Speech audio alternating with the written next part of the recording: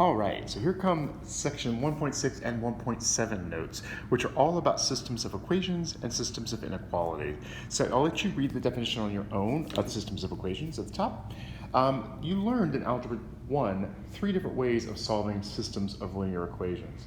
And those 3 ways were graphing, substitution,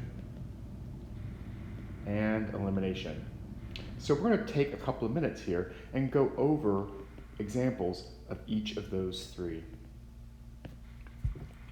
So we're going to start with solving by graphing.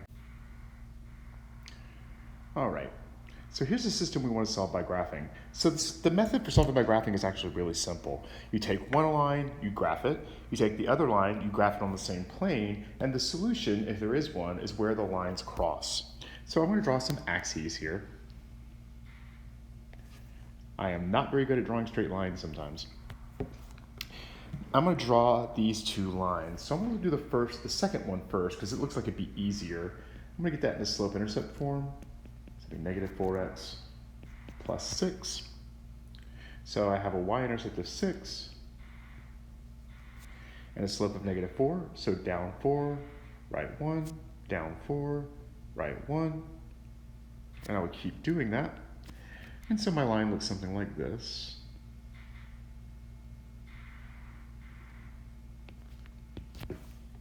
Now, here's the problem with graphing, and you see this in my work.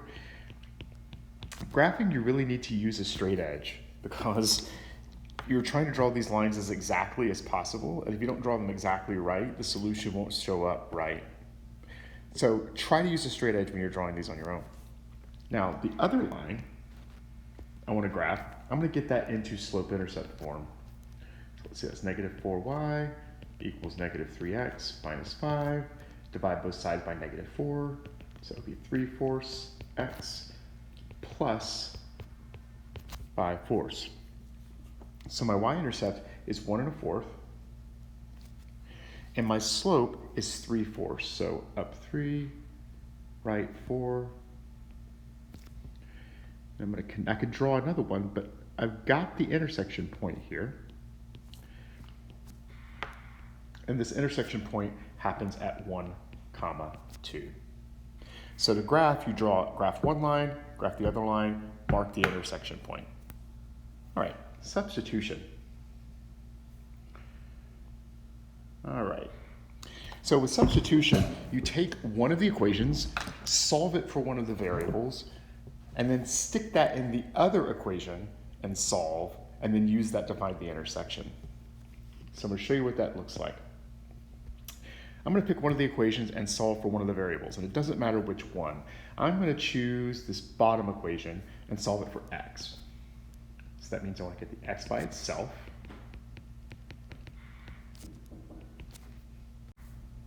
Equals 17/2 plus 3/2 y. Now you could use decimals here because the decimals end, and so you can that would be fine. But if you find yourself rounding decimals when you're doing this, you want to stay with fractions. So I'm going to take this x, and I'm going to plug it into the other equation for x.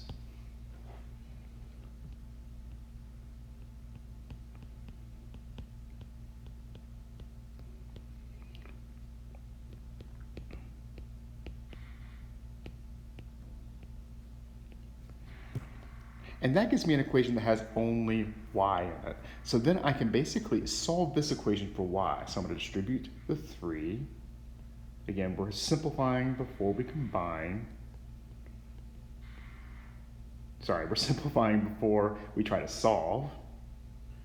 Let me write that as 9/2 y.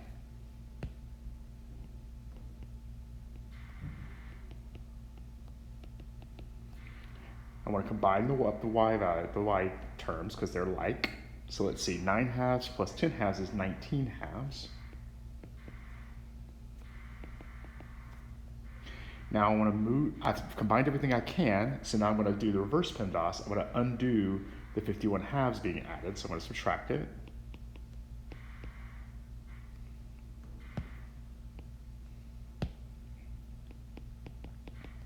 So it gives me 19/2 y equals negative 6/2 minus 51/2, which is negative 57 halves. And then I can multiply both sides by 2 and then divide by 19, or I can divide by 19 halves, whichever way you want to go. But that's going to give me y equals -3. So now I know the y value of the intersection point. I need to find the x, and I find that by plugging it back in and calculating what the x would be. So x is 17 halves plus 3 halves times -3. So that's 17 halves minus 9 halves, which is 8 halves, which is 4. So my point is 4 comma -3, and that would be the point of intersection. So substitution, you take one of the equations, solve it from one of the variables, plug that into the other equation, solve that resulting equation that you get, and then find the values of the points. So let's talk about elimination now. So with elimination, what we want to do is multiply one or both of the equations by some number that make the coefficients of a variable either the same or the same and opposite signs, so we can add or subtract the equations from each other. So in this example, I'm going to look to eliminate the x's. So I look and I see this is a 5x in the first equation and a 4x in the second. So what I'm going to do is I'm going to multiply this top equation by 4 and this bottom equation by -5. Now you could do just plain 5. I like making the two things have the same coefficient but opposite signs because I like to add the equations when we get to that point. So let's see. That top equation will become 20x minus 12y equals -144. And that bottom equation would be -20x minus 25y equals -115. Now, these two equations can now be added to each other. Now, people always look at this and think, how can you just add two equations together? Well, the idea is if I had an equation, I could always add the same thing to both sides, right? That's how equation stays balanced. But when I add this bottom equation to the top, I'm adding -20x minus 25y to the left-hand side and -115 to the right-hand side. And that bottom equation says those two things are the same. So literally when I add the equations together, I'm adding the same thing to both sides of the equation. So -20x plus 20x is 0x, so those go away. -12y minus 25y is -37y. And then -144 and -115 is -259. So if I wanted to solve for y, I need to divide by -37.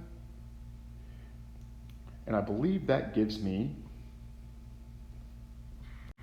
7.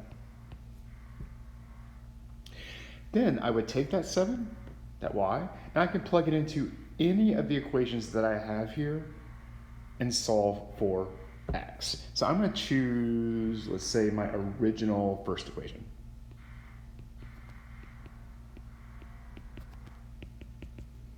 And then I'm going to solve that for x.